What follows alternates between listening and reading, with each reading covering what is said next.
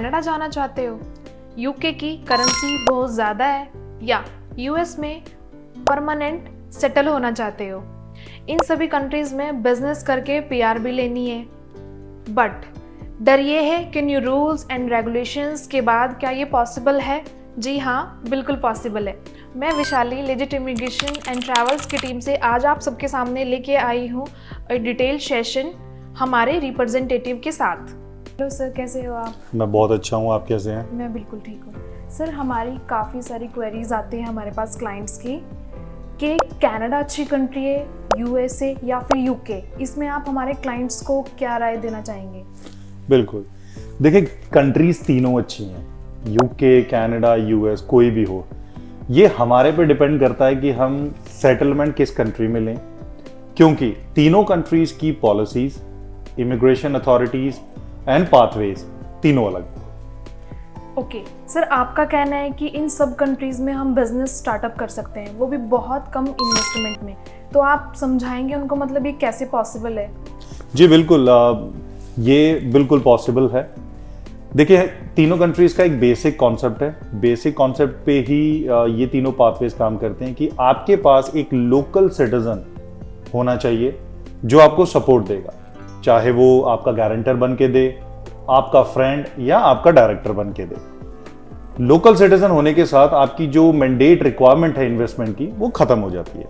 Sir, बहुत सारी companies हैं जो बिजनेस इमिग्रेशंस करवाती हैं, जिसमें स्टार्टअप वीज़ा, इन्वेस्टर वीज़ा, इन सब में कम से कम 1 से 1.5 करोड़ की इन्वेस्टमेंट ज़रूरी है। बिल्कुल। बट आप बोल रहे हैं कनाडा में $20,000, यूके में $25,000 और यूएस में $30,000। ये पॉसिबल है कैसे? जी बिल्कुल सही सुन रहे हो। देखिए, एंटरप्रेन्योर प्रोग्राम, स्टार्टअप वीज़ा, इनकी मैंडेट रिक्वायरमेंट है कि आपके पास पुराना बिजनेस भी होना चाहिए, नेटवर्थ भी होनी चाहिए और लिक्विडिटी भी होनी चाहिए, जिसके एविडेंसेस आपको गवर्नमेंट अथॉरिटीज़ को दिखाने होते हैं।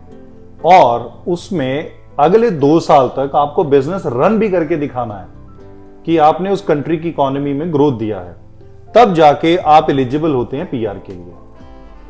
हम जो पाथवे दे रहे हैं यहां पे आपके, बिकॉज जैसे कि मैंने पहले भी बताया कि लोकल सिटीजन की वजह से आपकी मैंडेट रिक्वायरमेंट इन्वेस्टमेंट की खत्म हो जाती है। वो आप चूज कर सकते हैं कि किस टाइप की इन्वेस्टमेंट करनी है और कितनी करनी है। वो आपके नेचर ऑफ बिजनेस पे डिपेंड करता है। ओके, ठीक है, चलो मान लिया कि बिजनेस सेटअप हो गया, उसके बाद बिजनेस भी अच्छा चल रहा है, बट उसके बाद क्या? उसके बाद स्किल्ड वीजास। स्किल्ड वीजास लेना पॉसिबल भी है। आप अपने आप को कंपनी के डायरेक्टर होने के नाते अपने स्किल्ड वीजास ले सकते हैं, जैसे कनाडा में LMIA based work permits, UK certificate of sponsorship के साथ टायर 2, यूएस आप H1B1 वीजास ले सकते हैं, और इन्हीं वीजास के साथ आप अपने डिपेंडेंट्स को भी स्पॉन्सर कर सकते हैं। ओके सर, अब हमारा एक लास्ट क्वेश्चन रह गया है, क्या इस प्रोसेस से पीआर लेना भी पॉसिबल है?